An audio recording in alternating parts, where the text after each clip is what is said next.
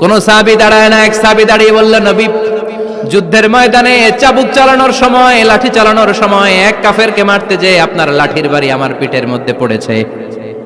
আপনি যেহেতু এই কিসাসটা আদায় করতে চান, আপনার পিঠে আমি লাঠির বাড়ি মেরে এটারে শোধবোধ করে দিতে চাই। বিশ্বনবী বললেন, ওমর রাখো, এটা বান্দার হক, মিটাতে দাও। বিশ্বনবী বললেন, আসো, তুমি এসে আমার পিঠে লাঠি দিয়ে চাবুক দিয়ে বাড়ি মারো। সাহাবী বলে, ও নবী, তখন দুর্ভিক্ষের সময়ের যুদ্ধ ছিল, আমাদের গায়ে জামা ছিল না। যখন আপনি আমার চাবুকটা পিঠের মধ্যে মেরেছেন, আমার পিঠে তখন জামা ছিল না। আপনি যদি যথা নিয়মে কিসাসটা আদায় করতে চান, আপনার জামাটা খুলেন, খালি পিঠের মধ্যে বাড়িটা মারিস। বিশ্বনবী উনার জুব্বাটা উপরের দিকে উঠালেন, পিঠের মধ্যে বাড়ি দেওয়ার জন্য ওই সাহাবীকে ডাকলেন। ওই সাহাবী বিশ্বনবীকে পিছন দিক থেকে জড়িয়ে ধরে ওই মোহরে নবুয়তের মধ্যে চুমু দিয়ে ফেলেছে।